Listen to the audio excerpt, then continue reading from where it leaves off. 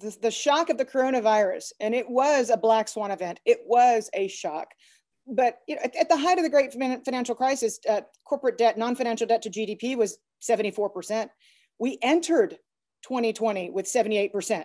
Yeah. So we entered with corporate America's balance sheet more levered up than it had ever been, coming out of this not QE era, because the Fed absolutely had to get reserves into the system. There was something very wrong with the plumbing in September of 2019, and people who were in the trenches knew it. But there was something that felt very orchestrated about March 23rd. And again, I was not on the inside, but the coordination and the detailed aspects of what the Fed did tell me that at least somebody at the New York markets desk came up with a game plan after, kind of the Christmas Eve bloodbath that prompted the Powell pivot, where he apologized on January the 4th, 2019, for ever making these comments about QE when he was a rookie in 2012. But something tells me that the Fed knew the dangers and had started studying it when Janet Yellen made comments in front of Congress that she had some concerns about the collateral backing exchange traded high yield funds. And it's a whole different dynamic, if you wouldn't mind getting into kind of crossing that other Rubicon. It's not just the S&P 500. Now we've delved into exchange traded funds that are backed by investment grade bonds, high yield bonds, leverage loans, for heaven's sake. So this again is one of the things, and I want to be clear when I say this, that I don't think that everything sits, passive isn't behind everything, but it is a huge, huge player in this. And so particularly when you talk about fixed income markets, I would actually suggest that we are seeing tremendous growth by, in the share gain for passive bond indices is actually even more rapid than the share gain that occurred for equities. And part of that is a function of the market position and distribution channels of players like BlackRock and Vanguard, who are able to negotiate preferential access to any number of savings programs, et cetera. And if you're a registered investment advisor, Vanguard and BlackRock can afford to take you out golfing, while the vast majority of people no longer really can, right? And so there's, again, not to cast aspersions on the RIAs, because that's not what they're actually doing. They believe the research that says these are the best products. But part of the challenge that is created when you have these passive vehicles that have this really simple algorithm that says, if you give me cash, then buy.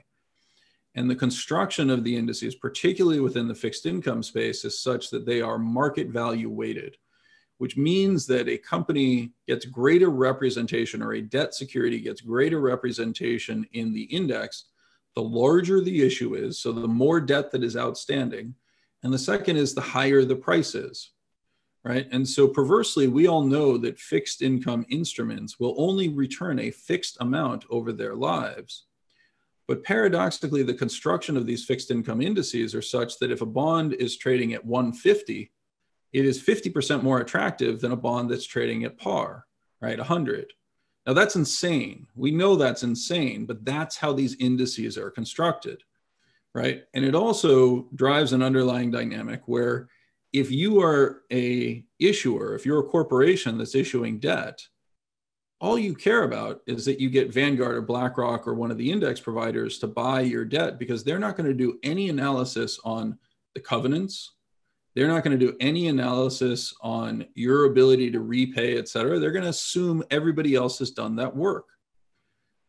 And as a result, if the wall of money is going into people who assume that everyone else has done the work, you end up with debts that are priced as if they're flawless, right? And they're distinctly flawed. Many of these securities that occupy these indices no longer have the covenants associated with them. They're what referred to as cov-lite or no covenant in many situations. Those aren't debt securities, right? Debt securities actually give you a preferential right to direct management once the asset value has fallen below a certain level. If you have no covenants to enforce that, you've just bought really terrible equity.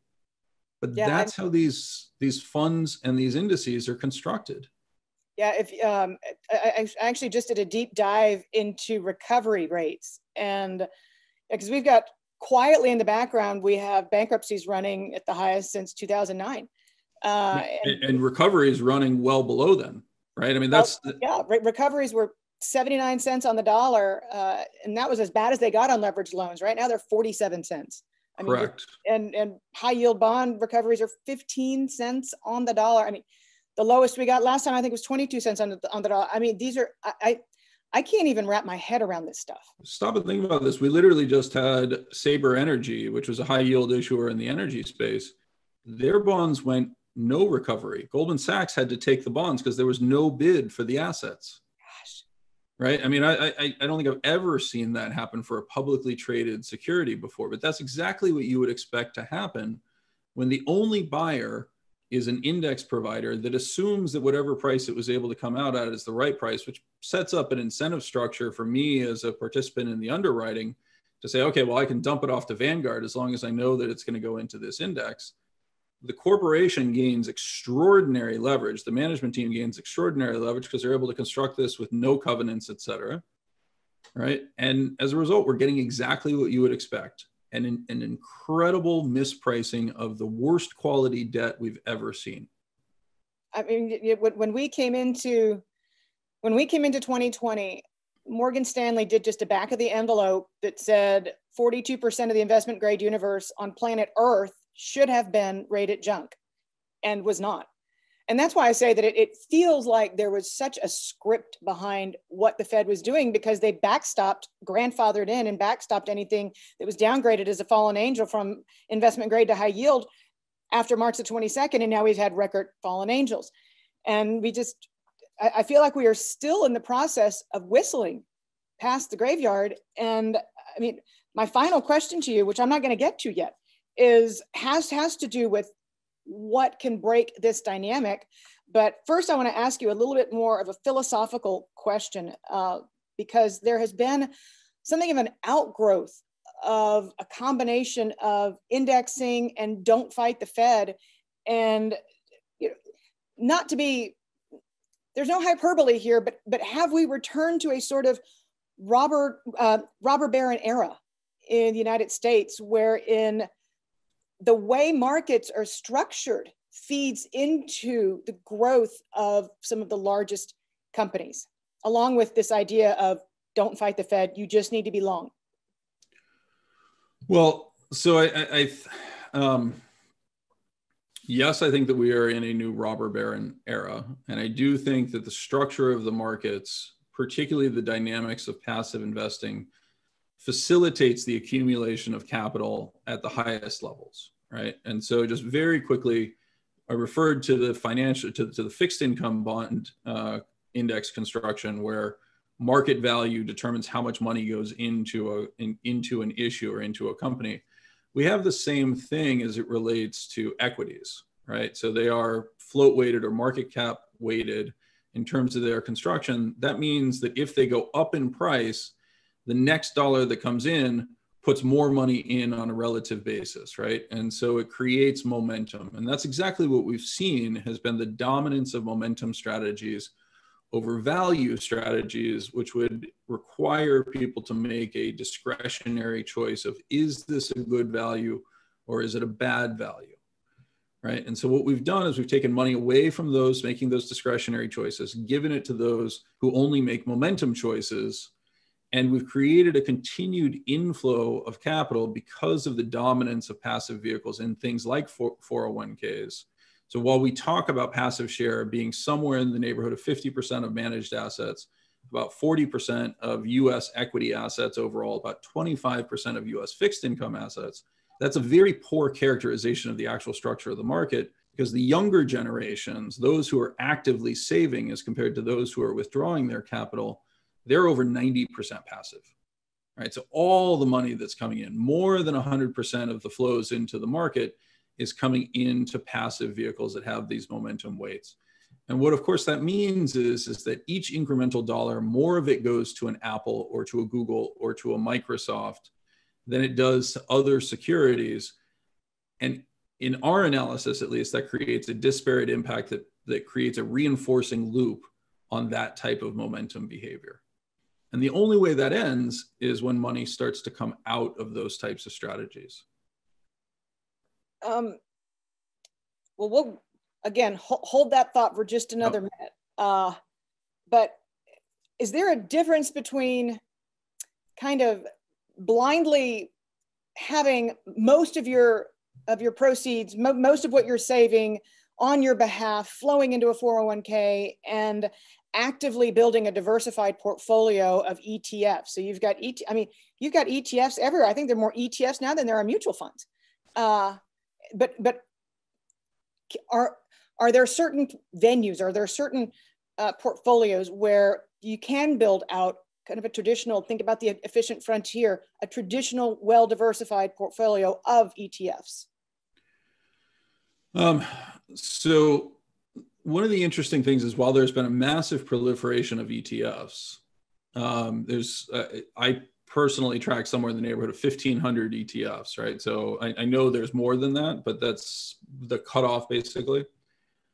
Of that 1,500, which are the largest ETFs in the US markets, only 50 are gaining assets, right? So the 50. ETF space in aggregate is really dominated by a few small players like VOO, the Vanguard ETF, VBR, which is another, Vanguard type products, BlackRock type products, State Street type products, some Invesco products, just completely dominate the growth that's occurring in the industry.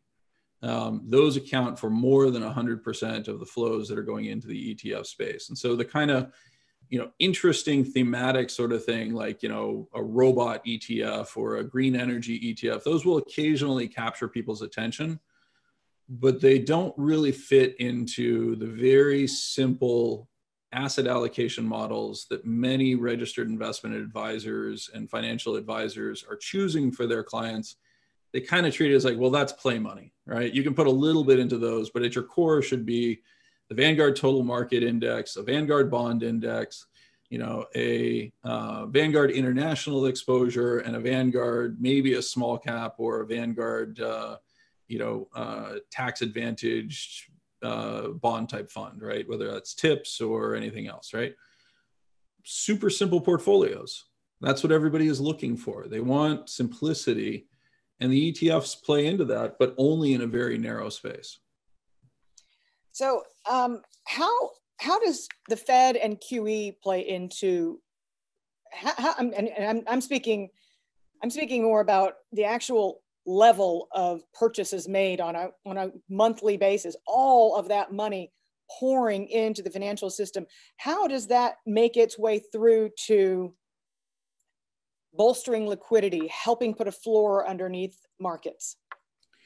Well, I think that's one of the things that's so fascinating is this idea of a Fed put, or this idea that the Fed will step in to bail out investors and is there to protect investors.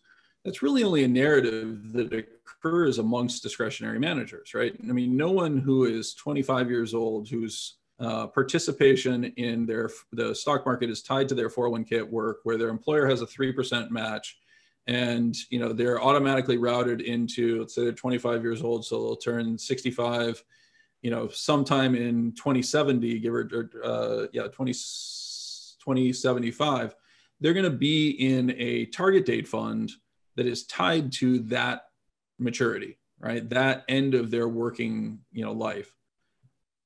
Nowhere in that strategy does it say, hey, do you think the Fed is going to increase interest rates or lower interest rates at the next meeting, right? That participation isn't involved in any way, shape, or form, nor is it incorporated into the behavior of these target date funds that now represent the vast majority of the money that is going into these types of products. Where the discretion occurs is on the part of the active manager, who says, I think the Fed is going to step in, therefore there's very little risk, therefore I don't need to hold cash, or I might even lever my portfolio to gain increased exposure to try to keep up with the benchmarks, right? That I think is where that dialogue of don't fight the Fed, et cetera, exists. And we see this in the risk on, risk off behavior, which is often a function of the active discretionary managers changing their direction or their loadings. And so that's what we really saw in the spring of 2020. There was no change until the layoffs began in March, there was no change to contributions in 401ks. There was nothing changed, right? And yet suddenly the active managers got cold feet and they said, oh my gosh, this is really, really terrible. We need to sell. And so they tried to raise cash and discovered that their lowering prices in order to facilitate that didn't attract additional buyers, right? That same 25-year-old doesn't get an alert from their 401k that says, hey, prices are down 5% versus yesterday. Would you like to buy more, right? It just doesn't happen. And as a result, when they went to try to sell on that risk off event, there were no more buyers, prices collapsed. Now, in terms of the Fed behavior and kind of this 23rd date, I think there's a couple of different components that go into that. One is absolutely the Fed stepped in with some very targeted actions. For example, supporting bond funds through BlackRock, right? Hiring BlackRock to allocate capital is kind of the ultimate example to me of, giving the fox control of feeding the hens, right? The second thing, though, that happened, and this is one of those weird market structure things that people tend not to be aware of. And again, I mentioned the work of my friend Vincent. The 23rd is roughly the date at which a target date fund would have to look at their portfolio and say, okay, we are supposed to have a balance between equities and bonds. The bonds have risen, the equities have fallen so much. So what am I going to do? I'm going to sell bonds and I'm going to buy equities, right? That's what they have to do contractually in their target date fund structure. Well, there's a ready buyer for bonds because the Fed just announced that they're going to increase the quantity of bonds that they're going to buy, right? So selling those bonds is easy, and going out and buying the equities starts to drive the price of the equities higher. And immediately everyone says, oh, guess what? It was because of Fed QE that stock prices went up. I think there's some truth to that, but I actually think that it has much more to do with the systematic dynamics. And those dynamics have governed the last four events. March 23rd, 2018, which was the bottom associated with Volmageddon. December 24th on 2018. It would have been the 23rd if that hadn't been a Sunday. So the 24th is the next day that's available to you. Then again, we had it occur in September 23rd of 2019, that it was September 23rd. And then we had March 23rd again in 2020. These are after option expiries. These are at the point that the target date funds have to start the rebalancing. Is the Fed aware of this? I mean, I've had conversations with them. I think they're starting to be aware of it. And so there may be some coordination of, okay, now would be a really good time because it allows us to pretend that we're actually doing this. But I'm a little skeptical that the Fed is actually fully aware of this. So what is the magnitude of, versus, let's say, the 70 trillion that I brought up before with RIAs that are 88% flowing into these ETFs? What is the magnitude of target date funds, kind of just a broad versus this $70 trillion kind of monster out there? Well, so it's quite small relative to that 70 trillion monster, but remember that 70 trillion monster incorporates all global assets, right? So when you talk about the size of these products, particularly for younger generations in equities, they become pretty meaningful. So total market cap in the United States is around 3 trillion. On any given day, you're going to see kind of, tens to hundreds of billions of dollars worth trade. But remember that the difference on that is quite small, right? So if Apple trades $2 billion worth of shares in a day, but the price only moves by a penny, that tells you that you had a pretty tight balance between the buyers and the sellers. Yep. If the price goes up $1 or down $1, right, then that actually is telling you that there was an imbalance in one direction or another, right? And so when the target date funds are stepping in, as they did on March 23rd of 2020, and buying because of an underweight of like 10%, you're potentially talking somewhere in the neighborhood of $100 to $200 billion worth of equity buying that has to occur. Right. That's giant.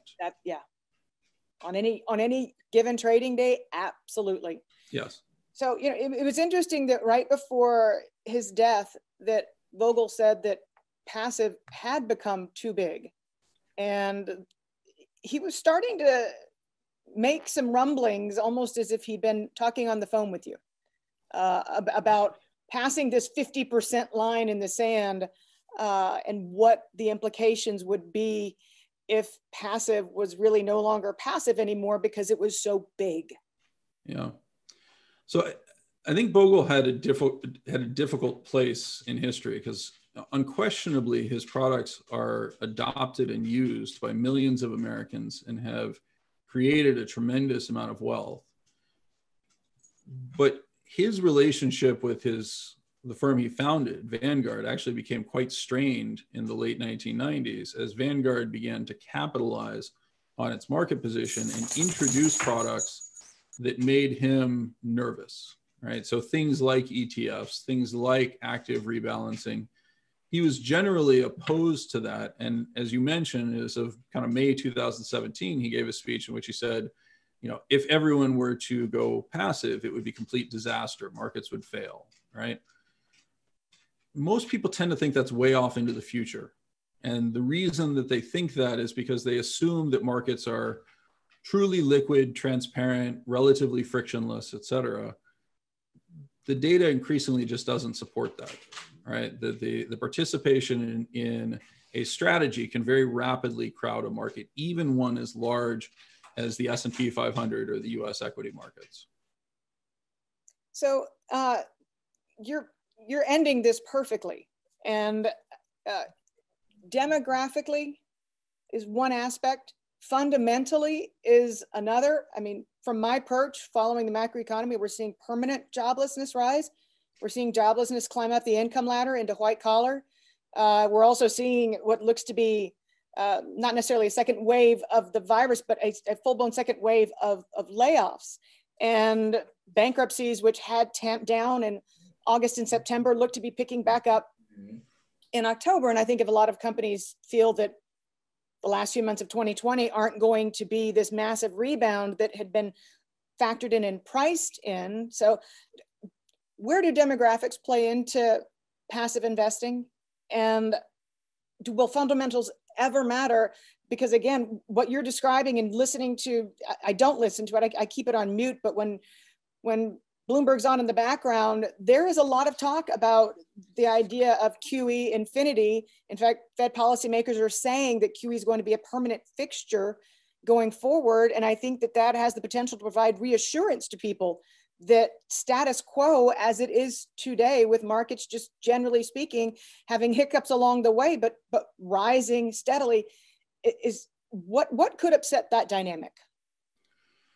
Well, I mean, there's a variety of things that can upset that dynamic. Demographics, of course, is one of them, because we have a large accumulated stockpile of assets associated with the boomers and those older than the boomers that need to be liquidated, right? So when we talk about IRAs or 401ks combined, they're about $17.5 trillion in assets.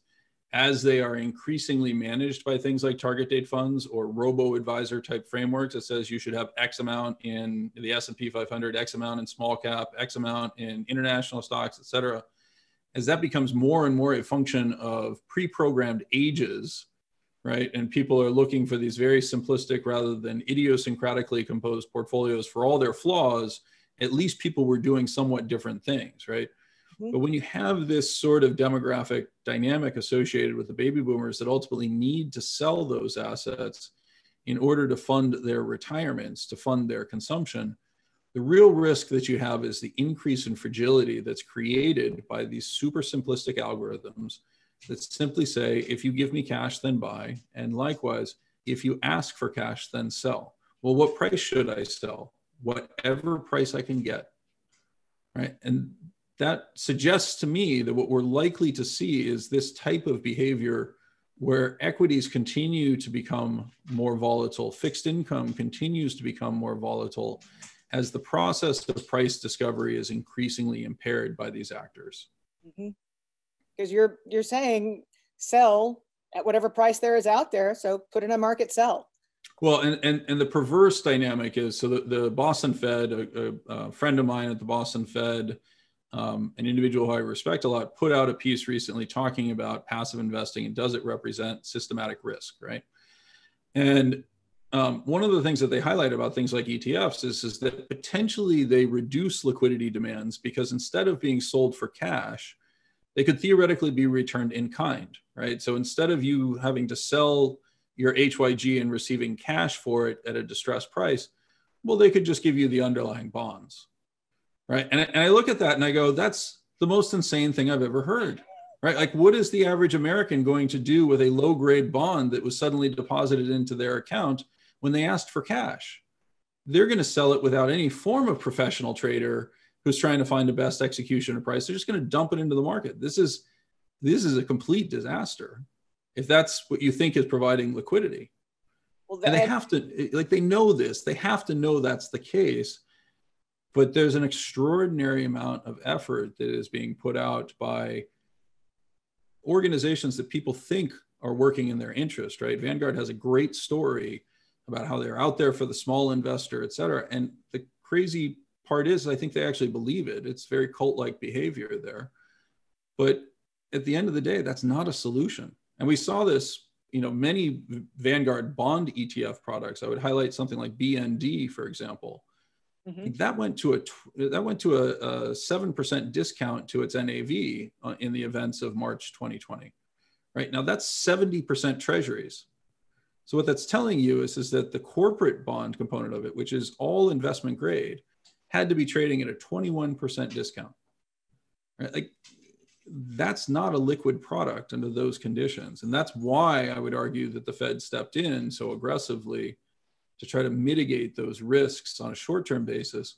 But exactly as you said, they separated us from the fundamentals, which continue to deteriorate in many of those situations. Well, I mean, there was a time in the days that preceded that the long bond itself was not trading in Asia and trading in the middle of the night. So, yep. I mean, yeah, no, there were lots of challenges associated with that. It was not what it used to be. So. No, it is definitely, and I think it's important for people to remember that liquidity doesn't always mean what we think it means. So when the Fed adds liquidity, it doesn't mean that they're actually out there facilitating the transaction of the securities that you happen to own.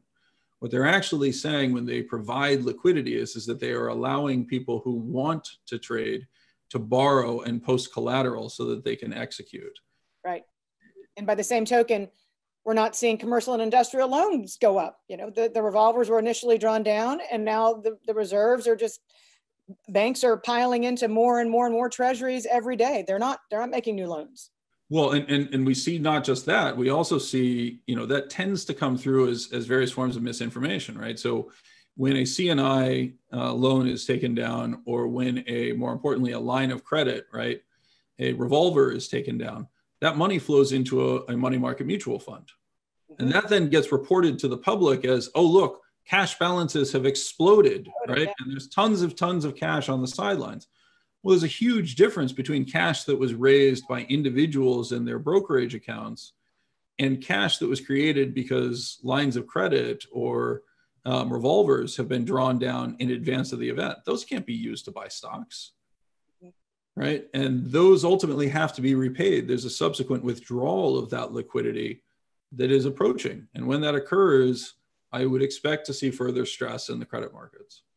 Yeah, and you've already heard banks say that they're already taking losses on some of the retailers who drew down those lines and are no longer with us.